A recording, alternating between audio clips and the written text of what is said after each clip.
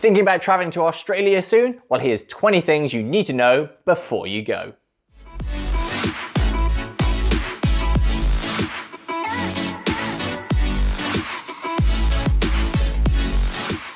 Hey guys, Chris from Stoked for Travel here, or welcome back to the channel. Now before I get started, make sure you hit that subscribe button so you don't miss out on any video goodness.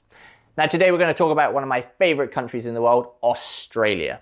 Now, over the last 10 years of bouncing around the globe, Australia is the country I've spent the most amount of time in. There's so many things to see, do, and experience here.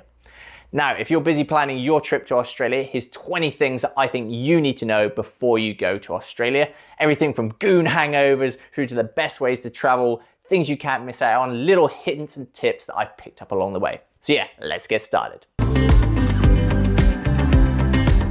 Now, one of the most common mistakes everyone makes when traveling to Australia for the first time is underestimating the size of the country and the travel times and distances. There's over 2,400 kilometers between Sydney and Cairns on the east coast alone, so don't expect to be able to cram everything into 7 days. In fact, you'll need at least 3 weeks to cover Sydney to Cairns comfortably, ideally 4 to 6 weeks if you want to be a bit more flexible with your plans.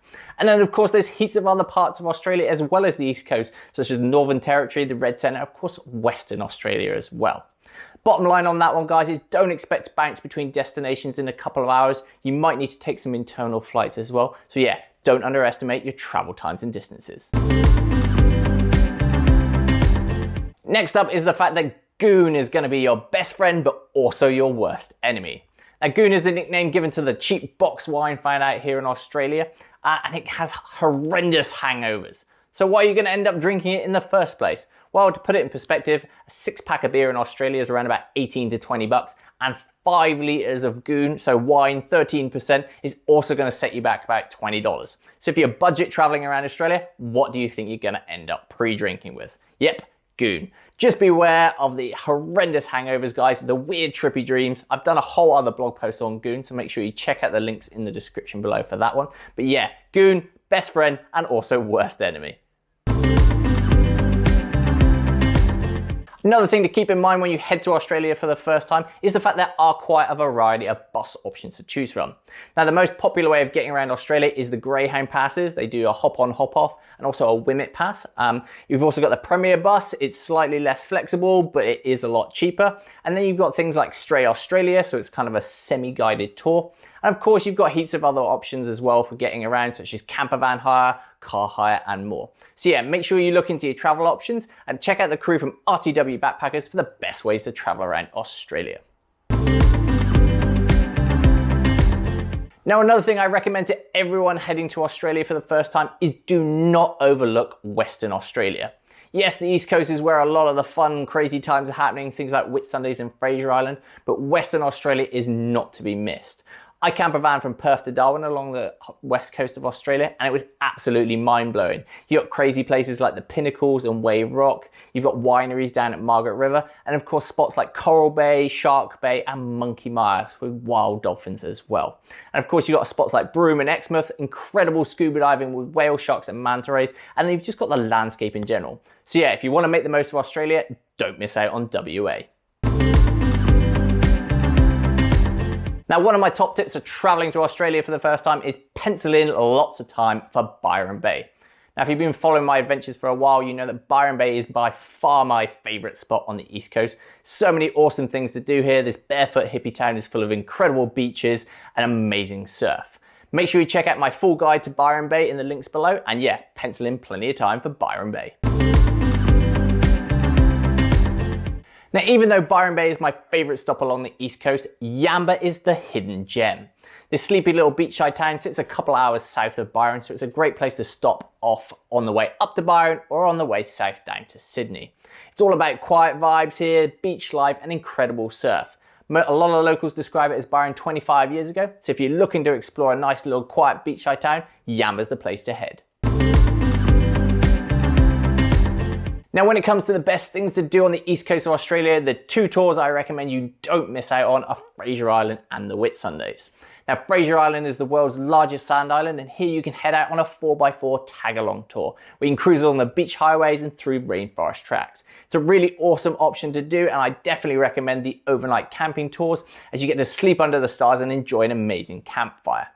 Now, when it comes to the Whitsundays, you've got those incredible views across Whitehaven Beach and Hill Inlet. And for me, the overnight sailing tours are the way to go. Sleep on a boat, doing some incredible snorkeling, and explore more of what these islands have to offer.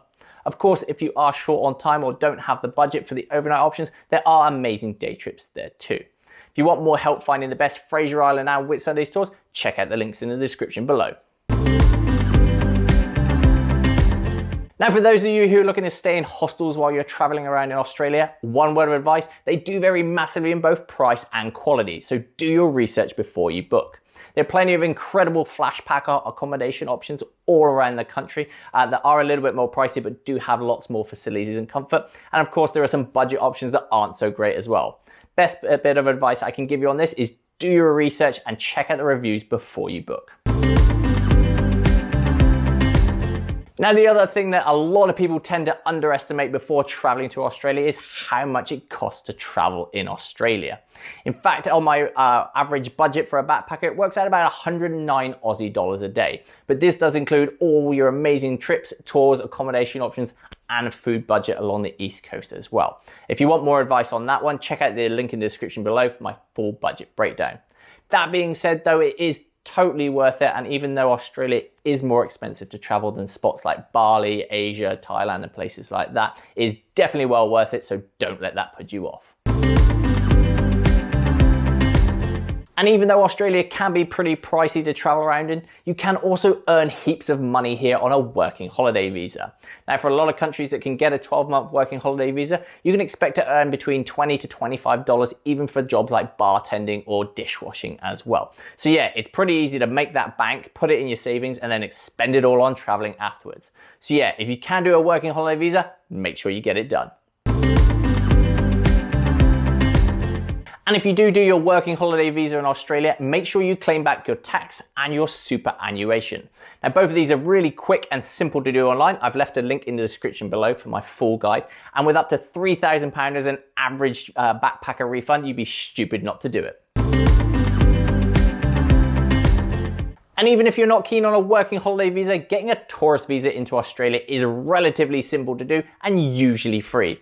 I've left a link in the description below to the official Australian immigration site so you can check out your eligibility. But for most countries, it's easy enough to get a free visa online that is processed super quickly as well. So go check them out.